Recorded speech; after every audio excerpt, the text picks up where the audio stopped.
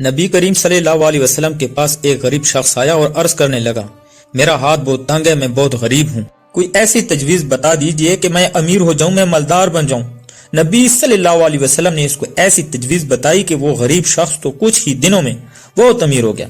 حضور صلی اللہ علیہ وسلم نے اس شخص کو یہ تجویز بتائی کہ بسم اللہ الرحمن الرحیم، السلام علیکم۔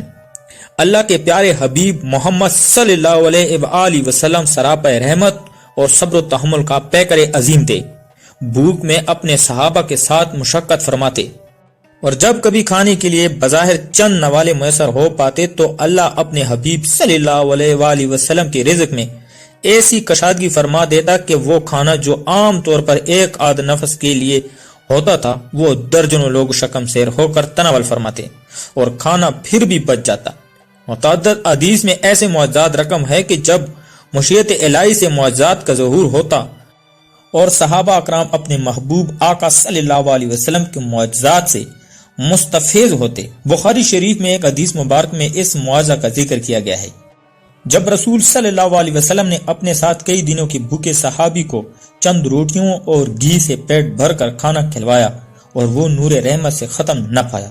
حضرت انس بن مالک رضی اللہ تعالیٰ فرماتے ہیں کہ حضرت ابو طلحہ رضی اللہ تعالیٰ نے حضرت ام سلیم رضی اللہ تعالیٰ عنہا والدہ حضرت انس سے فرمایا، میں نے رسول اللہ صلی اللہ علیہ وسلم کی آواز سنی ہے جس میں ضعف محسوس ہوتا ہے، میرا خیال ہے کہ آپ صلی اللہ علیہ وسلم بھوکے ہیں، کیا تمہارے پاس کھانے کی کوئی چیز ہے؟ انہوں نے اس بات جواب دیا اور چند جو کی روٹیاں نکال لائیں، پھر اپنا ایک دوپٹہ نکالا اور اس میں پہلے روٹیاں لپیٹ دیں، پھر روٹیاں میرے سپرد کر کے باقی دوپٹہ مجھے اڑا دیا اور مجھے رسول صلی اللہ علیہ وآلہ وسلم کی جانب روانہ کر دیا۔ میں روٹیاں لے کر گیا تو رسول صلی اللہ علیہ وسلم کو مسجد میں پایا، شمع رسالت کی گرد چند پروانے بھی موجود تھے۔ پاس جا کر کھڑا ہو گیا تو نبی کریم صلی اللہ علیہ وسلم نے فرمایا، کیا تمہیں ابو طلحہ نے کھانا دے کر بھیجا ہے؟ میں عرض گزار ہوا، ہاں۔ پس حضور نبی اکرم صلی اللہ علیہ وسلم نے اپنے ساتھیوں سے فرمایا، کھڑے ہو جاؤ۔ پھر آپ صلی اللہ علیہ وآلہ وسلم چل پڑے۔ میں ان سے آگے چل دیا اور جا کر حضرت ابو طلحہ رضی اللہ تعالیٰ عنہ کو بتایا۔ حضرت ابو طلحہ رضی اللہ تعالیٰ عنہ نے فرمایا، اے ام سلیم، رسول صلی اللہ علیہ وسلم لوگوں کو لے کر غریب خانے پر تشریف لا رہے ہیں اور ہمارے پاس انہیں کھلانے کے لیے کچھ بھی نہیں ہے۔ عرض گزار ہوئی، اللہ اور اس کا رسول صلی اللہ علیہ وآلہ وسلم ہی بہتر جانتے ہیں۔ پس حضرت ابو طلحہ رضی اللہ تعالی عنہ فوراً رسول اللہ صلی اللہ علیہ وسلم کے استقبال کو نکل کھڑے ہوئے، یہاں تک کہ رسول صلی اللہ علیہ وآلہ وسلم کے پاس جا پہنچے۔ پس رسول اللہ صلی اللہ علیہ وسلم نے حضرت ابو طلحہ رضی اللہ تعالی عنہ کو ساتھ لیا اور ان کے گھر جلوہ فرما ہو گئے۔ پھر رسول صلی اللہ علیہ وآلہ وسلم نے فرمایا، اے ام سلیم، جو کچھ تمہارے پاس ہے لے آؤ۔ انہوں نے وہی روٹیاں حاضر خدمت کر دی۔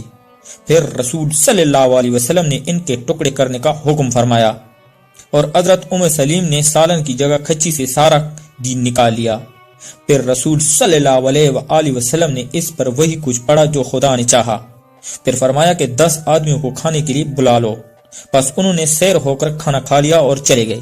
پھر فرمایا 10 آدمی کھانے کے لیے اور بلا لو، چنانچہ وہ بھی سیر ہو کر چلے گئے۔ پھر 10 آدمیوں کو کھانے کے لیے اور بلا لو، پس انہیں بلایا گیا، وہ بھی شکم سیر ہو کر کھا چکے اور چلے گئے۔ پھر 10 آدمیوں کو بلانے کے لیے فرمایا گیا اور اسی طرح جملہ حضرات نے شکم سیر ہو کر کھانا کھا لیا۔ جملہ مہمان 70 یا 80 افراد تھے۔ حضرت عائشہ صدیق رضی اللہ تعالی عنہا فرماتی ہیں، حضرت محمد مصطفیٰ صلی اللہ علیہ وسلم گھر میں تشریف لائے اور ایک روٹی کا ٹکڑا زمین پر پڑا ہوا دیکھا۔ آپ نے اس کو اٹھایا، صاف کیا اور کھا لیا۔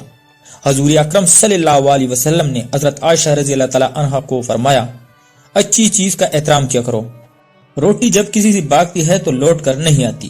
اچھی چیز سے یہ بھی مراد ہے کہ اللہ کی دی ہوئی دوسری اشیاء کی بھی قدر کیا کرو، اگر بچ جائے تو کوئی غریب ہی کو دے دیا جائے، ایک غریب کی اعانت ہوگی، ضائع ہونے سے بچ جائے گا، آپ کو دعا بھی ملے گی، نیکی بھی غفلت و تکبر سے، جو اللہ کے رزق جیسے نعمت کی ناقدری کرتے ہیں، جو گناہ میں شامل ہے۔ گناہ کی وجہ ہی سے اللہ کی امداد بند ہو جاتی ہے، کیونکہ اللہ تعالیٰ فرماتے ہیں، اے ایمان والو، اگر تم اللہ کی مدد یعنی اطاعت کرو گے تو اللہ تمہاری مدد کرے گا۔ حضرت انس بن مالک رضی اللہ تعالی عنہ سے روایت ہے کہ رسول صلی اللہ علیہ وآلہ وسلم جب کھانا تناول فرما لیتے تو تینوں انگلیوں کو چاٹ لیا کرتے تھے، اور فرمایا کہ جب تم میں سے کسی کا نوالا گر جائے تو اسے صاف کر کے کھا لینا چاہیے اور اسے شیطان کے لیے نہ چھوڑیں، اور ہمیں حکم دیا گیا ہے کہ پیالے کو صاف کر دیا کریں، کیونکہ تم میں سے کوئی نہیں جانتا کہ اس کے لیے کھانے کے کون سے حصے میں برکت رکھی گئی۔ حضرت علی رضی اللہ تعالی عنہ کے پاس ایک شخص آیا، اس نے حضرت علی رضی اللہ تعالی عنہ سے فرمایا کہ مجھے کچھ عطا کریں، میں تنگ دست ہوں۔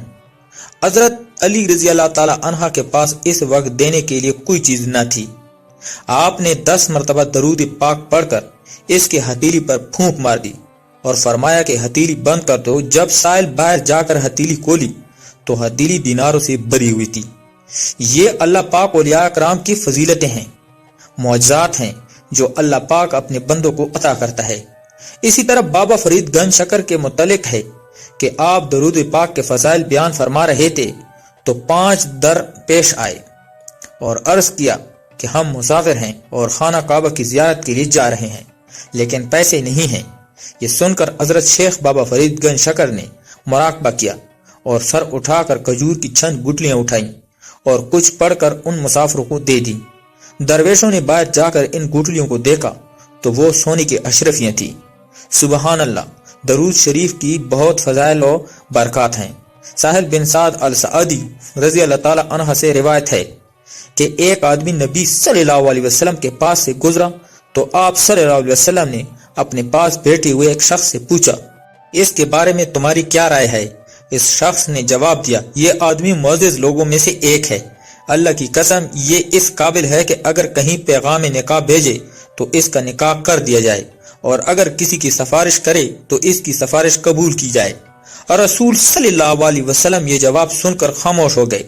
پھر ایک اور آدمی وہاں سے گزرا تو آپ صلی اللہ علیہ وسلم نے پھر اس شخص سے پوچھا، اس کے بارے میں تمہاری کیا رائے ہے؟